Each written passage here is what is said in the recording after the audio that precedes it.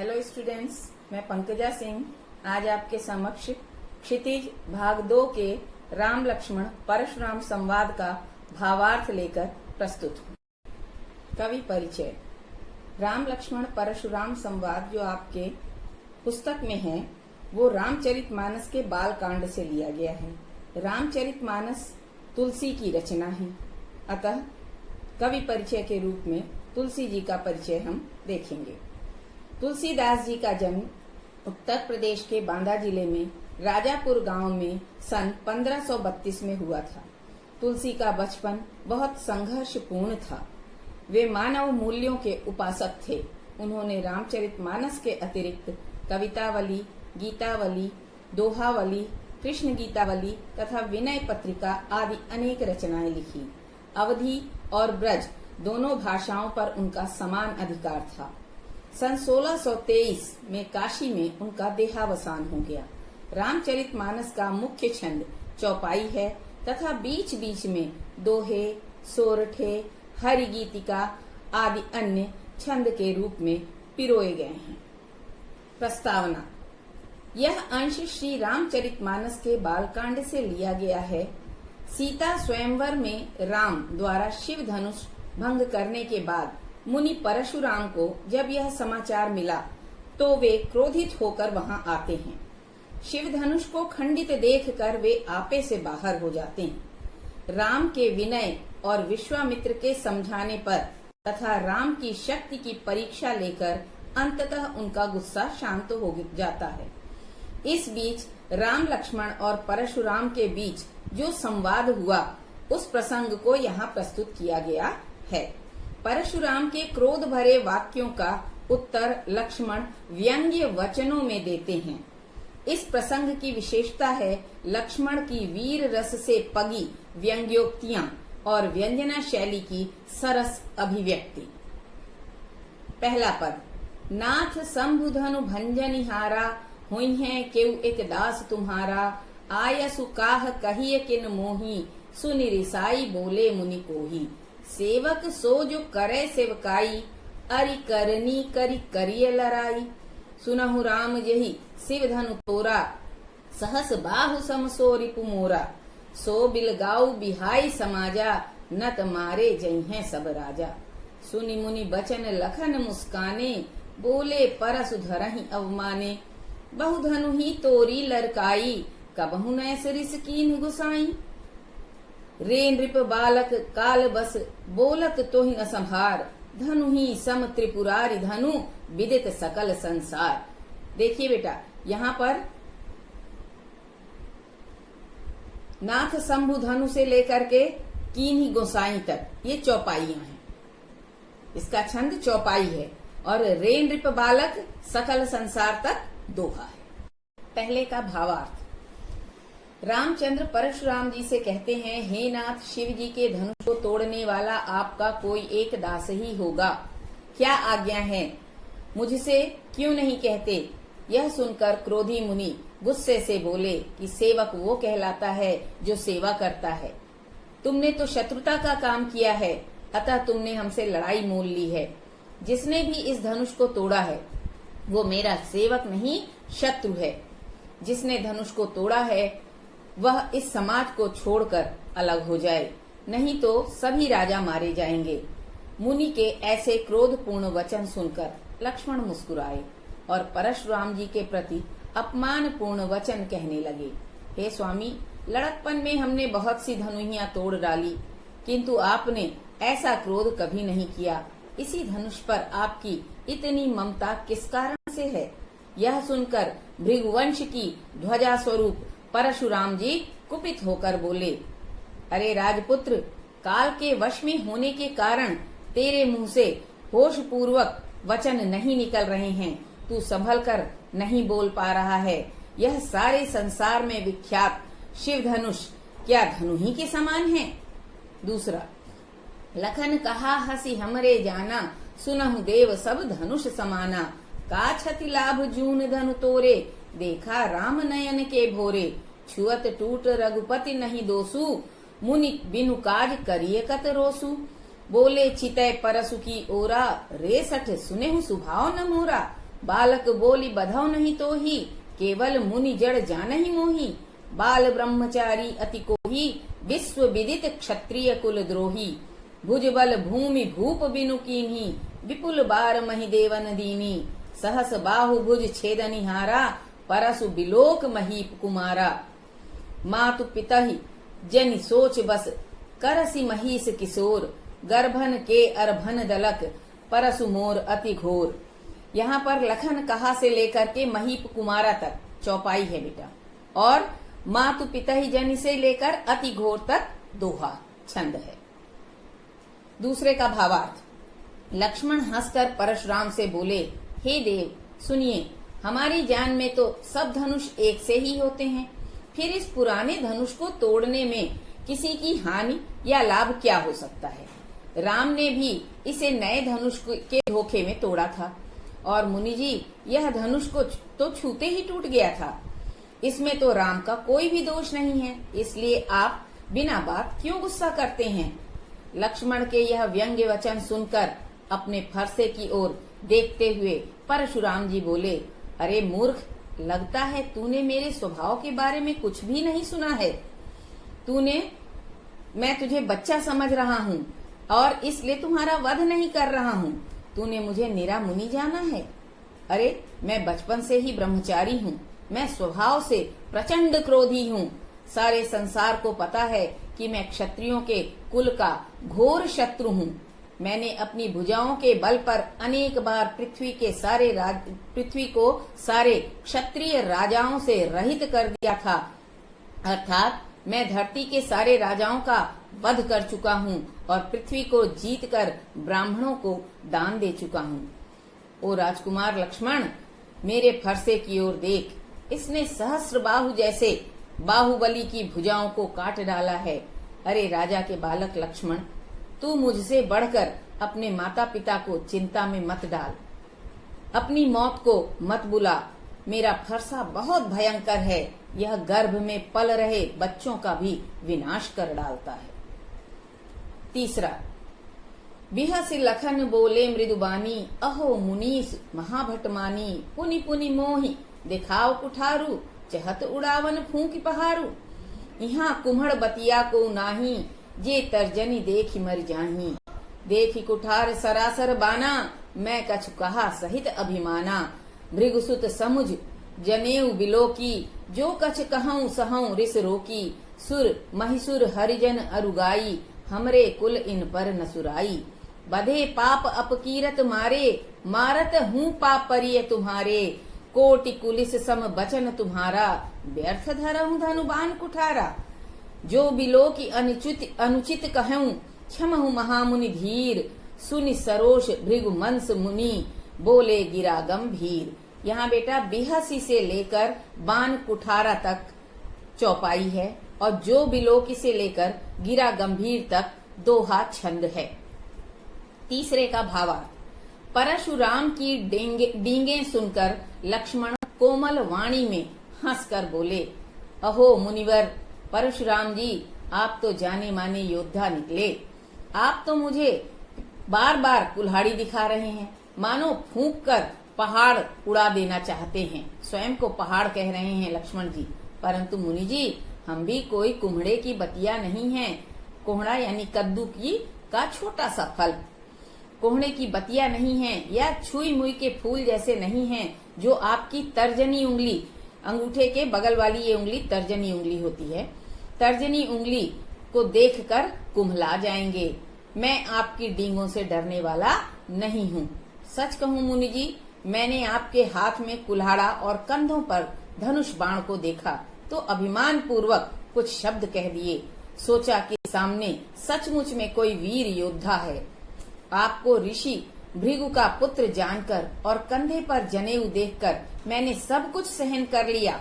आपने जो कुछ भी कहा उसे सहकर क्रोध भी पी लिया। हमारे कुल की यह परंपरा रही है, यानी रघुवंश कुल की यह परंपरा रही है कि हम देवता, ब्राह्मण, भक्त और गाय पर वीरता नहीं दिखाते। आप तो ब्राह्मण हैं, यदि मुझसे आपका वध हो जाए तो मुझे पाप लगेगा और आपसे हार जाऊं तो मुझे अपयश या अपकीर्ति प्राप्त होगी। इसलिए यदि आप मुझे मार भी दें तो भी मैं आपके पांवों पर पड़ूंगा या गिरूंगा। महामुनि परशुराम जी, आपके तो वचन ही करोड़ों वज्र के समान कठोर हैं। आपने यह धनुष और बाण व्यर्थ में ही धारण कर रखा है, इसलिए इन्हें देखकर यदि मैंने आपको कुछ अनुचित कह दिया है तो हे धैर्यवान मुनिवर महामुनि, मुझे क्षमा कर दें। लक्ष्मण के यह व्यंग्य वचन सुनकर भृगुवंश मणि परशुराम क्रोधित हो गए और गंभीर वाणी में बोले। चौथा, कौशिक सुनहु मंद येहु बालक, कुटिल काल बस निज कुल घालक। भानुबंस राकेश कलंकु, निपट निरंकुश अबुध असंकु। काल कवलु हुई हैं छन माही, कहा पुकारी खोरी मोहि नाही। तुम हटकहूं जो चाहु उबारा, कही प्रताप बल रोष हमारा। लखन कहे मुनि सुजस तुम्हारा, तुम ही अछत को बरने पारा। अपने मुंह तुम आपन करनी, बार अनेक बाहु बहु भरनी। नहीं संतोष तो पुनि कछ कहूँ, जन ऋषि रोक दुसह दुख सहूँ। वीर व्रती तुम धीर अछोबा, गारी देत न पावहु शोभा। सूर समर करनी करही, कही न जनावही आप। विद्यमान रण पाई रिपु, कायर कथहि प्रताप। यहाँ पर बच्चों कौशिक सुनहु से लेकर के पावहु शोभा तक चौपाई है और सूर समर से लेकर कथहि प्रताप तक दोहा छंद है। चौथे का भावार्थ, हे विश्वामित्र सुनो। राम लक्ष्मण के गुरु विश्वामित्र को संबोधित करते हुए परशुराम कह रहे हैं, हे विश्वामित्र सुनो, यह बालक बड़ा कुबुद्धि और कुटिल है। यह काल के वश होकर अपने कुल का घातक बन रहा है। यह सूर्य वंश रूपी चंद्रमा का कलंक है। यह पूरी तरह से उद्दंड, मूर्ख और निडर बालक है। अभी क्षण भर में यह काल का ग्रास हो जाएगा, यानी इसको मैं मार डालूंगा, अर्थात मैं क्षण भर में इसे मार डालूंगा। मैं पुकार कर कह देता हूँ सबसे कि फिर कोई मुझे दोष मत देना।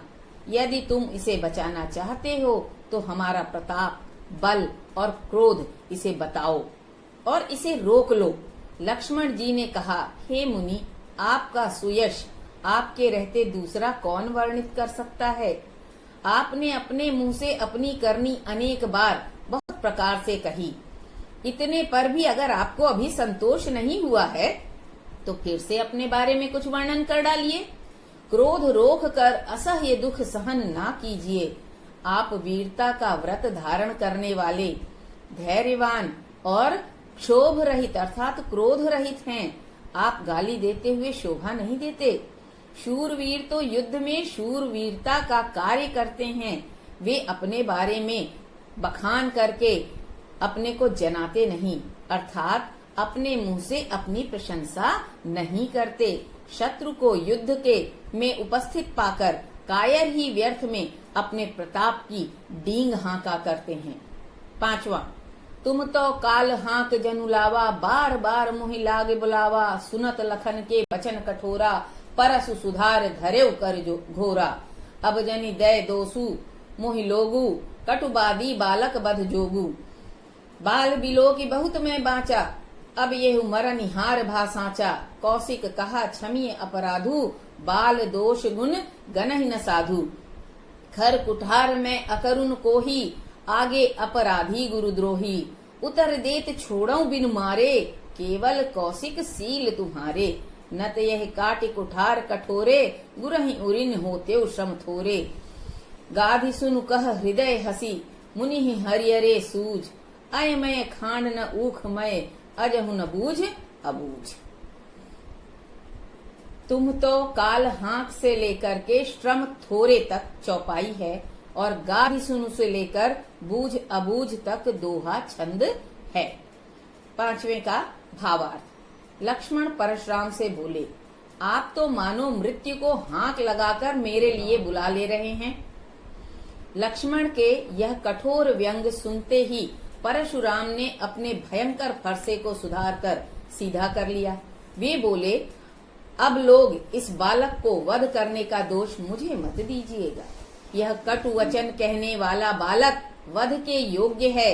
मैं तो इसे बालक समझकर बहुत बचा रहा था, परंतु अब यह सचमुच ही मारने योग्य हो चुका है। इतनी गलतियां इसने कर ली हैं। बात बिगड़ती देखकर विश्वामित्र ने परशुराम से कहा। विश्वामित्र के दोनों शिष्य हैं, राम और लक्ष्मण, कि परशुराम जी, आप तो साधु पुरुष हैं, आप तो सज्जन हैं। साधु जन जो होते हैं वो बालकों के गुण और दोषों पर अधिक ध्यान नहीं दिया करते, इसलिए इस बालक को आप क्षमा कर दें। परशुराम बोले, विश्वामित्र जी, आप जानते हैं कि मैं बहुत निर्दयी और क्रोधी हूँ। मेरे हाथों में तेज कुल्हाड़ा भी है। सामने मेरे गुरु का अपमान करने वाला अपराधी भी खड़ा है और बार बार जवाब पर जवाब दिए जा रहा है। इतना होने पर भी मैं अगर इसे बिना मारे छोड़ दे रहा हूँ तो मैं तुम्हारे प्रेम यानी विश्वामित्र के प्रेम और सद्गुणों के कारण, सद्भाव के कारण इन्हें छोड़ रहा हूँ। नहीं तो मैं अब तक इस बालक को कुल्हाड़ी से काटकर थोड़े ही श्रम से अपने गुरु के ऋण से उऋण हो जाता, यानी मुक्त हो जाता।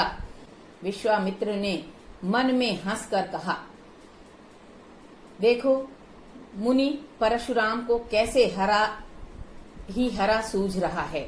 यानी जैसे कहते हैं सावन के अंधे को हरा ही हरा सूझता है। जो सावन मास में अंधा होता है उसको चारों तरफ हरियाली दिखती है। ऐसे ही विश्वामित्र जी मन में सोच रहे हैं कि आज तक इन्हें वीर योद्धा नहीं मिले, इसलिए ये राम लक्ष्मण को भी हल्का समझ रहे हैं। अर्थात सभी क्षत्रियों को हराने के कारण राम लक्ष्मण को भी वे सामान्य क्षत्रिय मान रहे हैं और उन्हें आसानी से मार डालने के सपने देख रहे हैं। वे यह नहीं जानते, वे कौन? परशुराम जी यह नहीं जानते कि उनके सामने गन्ने के रस से बनी खांड नहीं बल्कि लोहे का बना हुआ तेज तलवार खड़ी है। यानी लकड़ी से बना हुआ गन्ना नहीं है, ये लोहे के रॉड हैं, तलवार खड़े हैं। अर्थात राम लक्ष्मण सामान्य वीर न होकर अत्यधिक पराक्रमी योद्धा हैं। मुनि जी अज्ञानियों की तरह इनके प्रभाव को समझ नहीं पा रहे। छठा, कहे लखन मुनि सील तुम्हारा, को नहीं जान विदित संसारा। मात पिता ही उरिन भय नीके, गुरिन रहा सोच बड़ जी के। सो जनु हमरे ही माथे काढ़ा, दिन चली गए ब्याज बड़ बाढ़ा। अब आनी व्यवहरिया बुलाई, तुरत देव मैं थैली खोली। सुनी कटु बचन कुठार सुधारा, हाय हाय सब सभा पुकारा। भृगुवर परसु देखावहु मोही, विप्र विचारी बचौ नृपदोही। मिले न कबहु सुभट रण गाढ़े, द्विज देवता घर ही के बाढ़े। अनुचित कही सब लोग पुकारे, रघुपति सय नहीं लखन निवारे। लखन उतर आहुति सरस, भृगुवर कोप कृसान। बढ़त देख जल सम बचन, बोले रघुकुल भान। यहाँ पर बच्चों कहो लखन से लेकर के लखन निवारे तक चौपाई है और लखन उतर से रघुकुल भानु तक दोहा छंद है। छठे का भावार्थ। लक्ष्मण परशुराम से बोले, हे मुनि, आपके शील स्वभाव के बारे में कौन नहीं जानता। सारा संसार आपसे परिचित है। आप अपने माता पिता के ऋण से तो अच्छी तरह उऋण हो चुके हैं। अब आपके गुरु का ऋण शेष बचा हुआ है, यानी कर्ज। उसे उतारने की चिंता आपके मन में है और वो शायद आपको मेरे माथे पे ही लिखा दिख रहा है कि जब तक आप मुझे नहीं मारेंगे तब तक आप अपने गुरु के कर्ज से मुक्त नहीं होंगे। अर्थात मुझे मार देने पर ही गुरु ऋण उतरेगा। ठीक है, बहुत दिन भी बीत गए हैं। अब आप अपने गुरु के ऋण का ब्याज सहित हिसाब किताब कर लीजिए। किसी हिसाब करने वाले को बुला लीजिए, कोई चार्टेड अकाउंटेंट हो, व्यवहारिया, उसको बुला लीजिए और जो जितना भी हिसाब वो कहता है मैं अपनी थैली खोल दूंगा, आपको उतनी धनराशि दे दूंगा, यानी मैं अपनी गर्दन आपके सामने कर दूंगा, आप मुझे मारकर उस ऋण से उऋण हो जाइएगा। लक्ष्मण के मुंह से ऐसे कटु वचन सुनकर परशुराम ने पुनः अपने फरसे को संभाला। सारी सभा हाय हाय करके पुकारने लगी कि अब तो ये निश्चित ही मार देंगे। लक्ष्मण ने फिर कहा, हे परशुराम जी, आप मुझे अपना फरसा दिखा रहे हैं और मैं आपको ब्राह्मण समझकर बार बार लड़ने से बच रहा हूँ। ओ राजाओं के शत्रु, लगता है आपको युद्ध भूमि में कभी पराक्रमी वीरों से पाला ही नहीं पड़ा।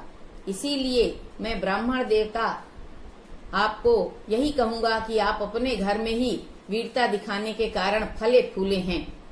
यह सुनते ही सभा में उपस्थित लोग अनुचित अनुचित कहने लगे कि लक्ष्मण, तुम अभी छोटे बालक हो, ये महामुनि हैं, इनके साथ ऐसा व्यवहार मत करो। सभी अनुचित कहने लगे। राम ने भी लक्ष्मण को आंखों के संकेत से और अधिक बोलने से मना किया। इस तरह लक्ष्मण के उत्तर आहुति के समान भड़काने वाले थे। आहुति यानी अग्नि में जो हवन डाला जाता है। और किस प्रकार की अग्नि? परशुराम का जो क्रोध था वो अग्नि के समान था। उसमें लक्ष्मण के उत्तर क्या थे? घी का काम कर रहे थे, जिससे कि परशुराम और भड़क जा रहे थे। अंततः उस आग को बढ़ता देखकर रामचंद्र जी ने अपने जल के समान शीतल वचन बोलकर उस अग्नि को शांत किया, अर्थात परशुराम जी के क्रोध को शांत किया। धन्यवाद। इस पाठ का काव्य सौंदर्य, प्रश्नोत्तर एवं शब्दार्थ PDF में है, जो आपको डिस्क्रिप्शन में मिल जाएगा।